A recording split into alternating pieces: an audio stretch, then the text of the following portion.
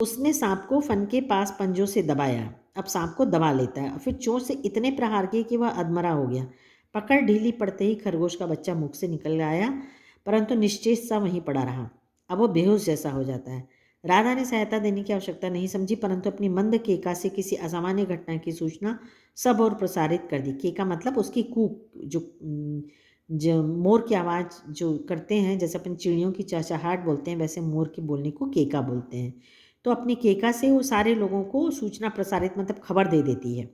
माली पहुंचा, फिर हम सब पहुंचे, मतलब माली के साथ साथ लेखिका भी पहुंची। नीलकंठ जब सांप के 2 खंड कर चुका, तब इस शिशु खरगोश के पास गया और रात भर उसे पंखों के नीचे उष्णता देता रहा। कार्तिकेय ने अपने युद्ध वाहन के लिए मयूर को क्यों चुना होगा, यह उस पक्षी का रूप और स्वभाव देखकर समझ में आ जाता है। तो लेखिका को कितने अच्छे से उदाहरण दी है कि कार्तिकेय कौन है, सभी जानते हैं कि गणेश जी के भाई हैं और उनका वाहन क्या है, मयूर है। तो उसकी साहस को देख के ही कार्तिक ने उसे अपना वाहन चुना होगा।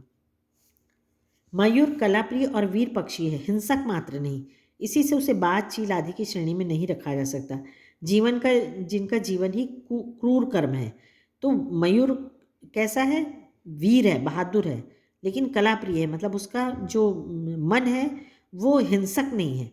और बाज और चील उसी के जैसे बड़े हैं, लेकिन वो हिंसक हैं, कभी उनके में इतनी दयालुता, इतनी करुणा नहीं होती है, इसीलिए उन दोनों को अलग अलग किया है। नीलकंठ में उसकी जातिगत विशेषताएं तो थी ही, उसका मानवीकरण भी हो गया था। मेघों की सांवली छाया में अपने इंद्रधनुष के गुच्छे जैसे पंखों को मंडलाकार बनाकर जब वह नाचता था, तब उस नृत्य में एक सहज ताल, लय ताल रहता था। आगे पीछे दाहिने बाएं क्रम में घूमकर वह किसी अलक्ष्य सम पर ठहर जाता था।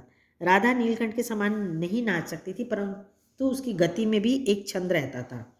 वह नृत्य मगन नीलकंठ की दाहिनी ओर के पंख को छूती हुई बाईं ओर निकल आती थी और बाएं पंख को स्पर्श कर दाहिनी ओर। इस प्रकार उसकी परिक्रमा में भी एक पूरक ताल परिचय मिलता था। तो दोनों नाचते थे और मोरनी उसके जैसे तो नहीं नाच सकती थी, लेकिन उसी के जैसे कोशिश करती थी, उसके साथ ही नाचती थी। इस प्रकार उसकी परिक्रमा में भी एक पूरक ताल परिचय मिलता था। नीलकंठ ने कैसे समझ लिया कि उसका नृत्य मुझे बहुत भाता है। अब उसको मालूम था कि लेखिका को उसका नाच बहुत अच्छा लगता है, यह तो नहीं बताया जा सकता, परंतु अचानक एक दिन वह मेरे जालीघर के पास पहुंचते ही अपने झूले के नीचे उतर कर आ गया और पंखों को संतरंगी मंडलाकार छाता बनाकर नृत्य की भंगिमा खड़ा हो गया। तब से वह नृत्य भंगिमा नृत्य का क्रम बन गई थी। अब उसको मालूम था इस तरह का नाच बहुत पसंद है, तो वो हमेशा उसको इम्प्रेस करने के लिए वैसे ही खड़ा हो जाता था।